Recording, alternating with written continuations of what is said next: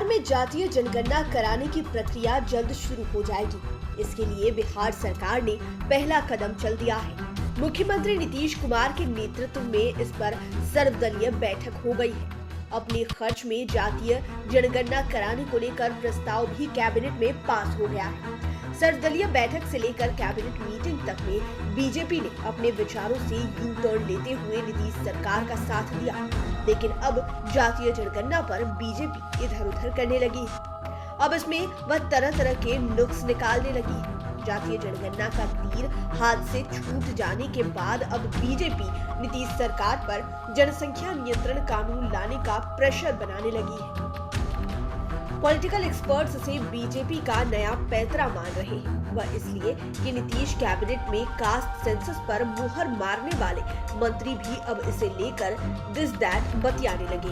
पहले हम मंत्रियों की बात करते हैं जो इसके साइड इफेक्ट के रूप में जनसंख्या नियंत्रण कानून पर अपना प्रवचन तो दे ही रहे हैं, साथ में सरकार के शराबबंदी कानून पर भी सीधा हमला कर रहे हैं। इतना ही नहीं, जिस तरह से आरजेडी सुप्रीमो लालू यादव पर 9 संतानों को लेकर उन्होंने निशाना साधा, उससे उनके गुस्से को महसूस किया जा सकता है।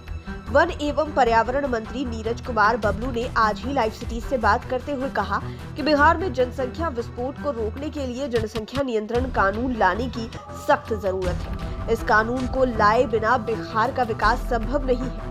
यह राज्य और देश के जनहित में। जब मंत्री से यह कहा गया कि आपके सहयोगी दल जेडीयू के लोग कहते हैं कि जनसंख्या नियंत्रण कानून को लाने की जरूरत नहीं है, महिलाओं को साक्षर किया जा रहा है, इससे जनसंख्या दर में गिरावट आ रही है, उस पर मंत्री नीरज कुमार बबलू ने शराबबंदी कानून पर काउंटर अटैक किया। वे बोले, फिर तो बिहार में शराबबंदी कानून को भी लाने की जरूरत नहीं है। जागरूकता अभियान चलाकर शराबबंदी करा देते, लेकिन शराबबंदी हुई क्यों?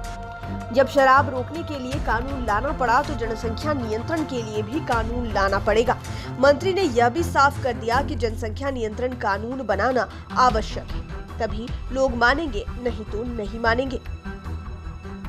आप एक बार खुद सुन लीजिए कि मंत्री नीरज कुमार बबलू किस कदर शराबबंदी कानून पर हमला करते हुए जनसंख्या नियंत्रण कानून को जायज ठहरा रहे हैं। जातीय जनगणना से ये भी स्पष्ट हो जाएगा कि किस जाति के कितने लोग हैं और खास करके जो माइनॉरिटी हैं वो कितने बढ़े हैं, ये भी क्लियर हो जाएगा। और जो रोहिंग्या है, मलदहिया है, उसका भी पता चल जाएगा। तो पहले तो जातीय जनगणना जैसे ही होगा तो रोहिंग्या और जो मलदहिया है ये तो यहाँ के नागरिक है नहीं, तो इसको भगाने में मदद मिलेगी, इसको भगाया जाएगा। और दूसरा जो सबसे ज़्यादा जनसंख्या विस्फोट हुआ है बिहार में, तो जनसंख्या नियंत्रण कानून बनना सबसे आवश्यक है, क्योंकि जितना भी विकास का काम हो रहा है वो कम पड़ रहा है। सड़कें बनती थी, सिंगल रोड बनता था, अभी डबल रोड बन रहा है, 4 लेन बन रहा है, 6 लेन बन रहा है, 8 लेन बन रहा है, सब कम पड़ जा रहा है। तो आपने सुन लिया कि नीरज कुमार बबलू किस प्रकार अपनी खीज निकाल रहे हैं। बीजेपी वालों को सबसे ज्यादा गुस्सा आरजेडी से है। दरअसल आरजेडी ने इस लड़ाई को पार्टी की प्रतिष्ठा से जोड़ लिया था और इस मुद्दे पर नीतीश कुमार और तेजस्वी यादव की बंद कमरे में घंटों भर मुलाकात ने बीजेपी नेताओं की धड़कनें तेज कर दी थी। मंत्री नीरज कुमार बबलू ने लालू यादव और तेजस्वी यादव का बिना नाम लेते हुए कहा कि आरजेडी के मुखिया 9 बच्चे पैदा कर अपना आतंक फैला रहे हैं। हम आरजेडी की तरह 9 बच्चे वाला परिवार नहीं चलाते। मेरे 2 बेटे हैं, हम पूरी तरह कानून के हिसाब से चलते हैं। मेरे पास तीसरा बच्चा नहीं है। इसके पहले कल ही केंद्रीय मंत्री गिरिराज और सांसद राकेश सिन्हा ने जनसंख्या नियंत्रण कानून को लागू करने पर जोर दिया। और हाँ, गिरिराज सिंह ने तो जातीय जनगणना का स्वागत भी किया, लेकिन बीजेपी के राज्यसभा सांसद राकेश सिन्हा ने तो जातीय जनगणना को एक सिरे से खारिज ही कर दिया। राकेश सिन्हा ने जातीय जनगणना के बहाने बिना नाम लिए नीतीश कुमार और तेजस्वी यादव पर सीधा हमला किया। उन्होंने कहा कि जब नेता में दृष्टि की कमी होती है तो वे जाति संप्रदाय से लोगों को उलझाते हैं। यह दुर्भाग्यपूर्ण है। यह बिहार में संघर्ष की स्थिति पैदा करेगा। दीनदयाल उपाध्याय, राम मनोहर लोहिया, लोकनायक जयप्रकाश नारायण जाति विहीन समाज से सेनानी रहे, फिर उनके अनुयायी जातीय जनगणना के तरफदार क्यों हैं? वहीं गिरिराज सिंह ने मुसलमानों की जातियों को मुद्दा बनाते हुए कहा कि मुसलमानों में भी कई जातियां उपजातियां हैं, इन सब की गिनती हो। ऐसा नहीं कि सिर्फ हिंदुओं की सारी जातियां गिनी जाए और मुसलमानों की सभी जातियों को सिर्फ और सिर्फ मुसलमान मान लिया जाए।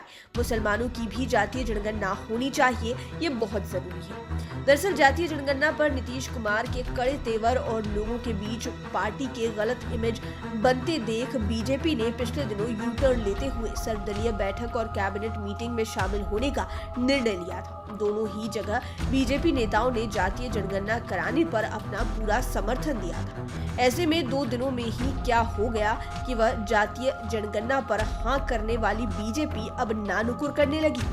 आखिर अब इस पैंतरेबाजी की क्या जरूरत पड़ गई है? बीजेपी जाति गिनने में इधर उधर क्यों करने लगी है? पॉलिटिकल एक्सपर्ट्स की माने तो बीजेपी के एजेंडा में जातीय जनगणना शुरू से ही नहीं रही है। यह इसके सख्त विरोधी है। यही वजह है कि केंद्र सरकार इसके लिए तैयार नहीं है। वह तो आरजेडी और जेडीयू की नजदीकियों ने बीजेपी को यू टर्न लेने पर विवश कर दिया। हालांकि पॉलिटिकल एक्सपर्ट्स भी कास्ट सेंसस पर बीजेपी के यू टर्न से भौचक्का थे।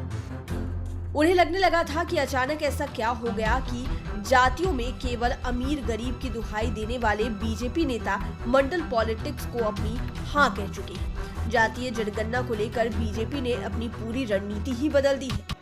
इस बाबत पॉलिटिकल एक्सपर्ट्स का मानना है कि पहला बीजेपी की नजर में आरजेडी को रोकना जरूरी था। इसकी वजह से जेडीयू में सटता जा रहा था। बीजेपी की ओर से इस पर आत्ममंथन किया गया और पार्टी ने अपनी तरफ से आरजेडी के जेडीयू की ओर बढ़ते कदम को रोकने की पूरी कोशिश की। इसके साथ ही बीजेपी ने यह दिखाने की भी कोशिश की कि वह जेडीयू के साथ है। जेडीयू से उसकी दोस्ती में किसी तरह की कोई कड़वाहट नहीं है। बीजेपी ने यू टर्न लेकर जनता में भी मैसेज देने की कोशिश की है कि हम कास्ट सेंसस के विरोधी नहीं है। पॉलिटिकल एक्सपर्ट्स की नजर में सबसे बड़ा इशू यही है कि बीजेपी कोई ऐसा काम नहीं करना चाहती जिसका असर 2024 के लोकसभा चुनाव पर पड़े।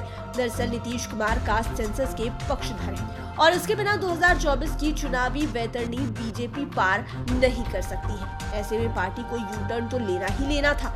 पार्टी जानती है कि वह नीतीश कुमार को नाराज कर बिहार की सत्ता में एक कदम भी आगे नहीं बढ़ा सकती और यदि वे नाराज हो गए तो फिर 2024 में दिक्कत हो सकती है। पॉलिटिकल एक्सपर्ट्स के अनुसार बेशक बीजेपी जेडीयू के बीच बढ़ती दूरी का खामियाजा 2024 के लोकसभा चुनाव में भुगतना पड़ता।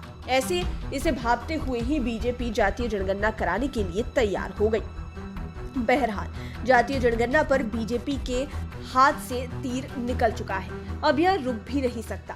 ऐसे में अब पछताने से कुछ होने वाला नहीं है। पॉलिटिकल एक्सपर्ट्स के अनुसार इसका एकमात्र विकल्प है कि अब दूसरे मुद्दों को गरमाया जाए और बीजेपी के सामने जनसंख्या नियंत्रण कानून से बड़ा मुद्दा कोई नहीं है। हालांकि इस मुद्दे पर मुख्यमंत्री नीतीश कुमार ने अपना स्टैंड पहले से ही क्लियर कर दिया है कि जनसंख्या नियंत्रण कानून को लाने की जरूरत नहीं है।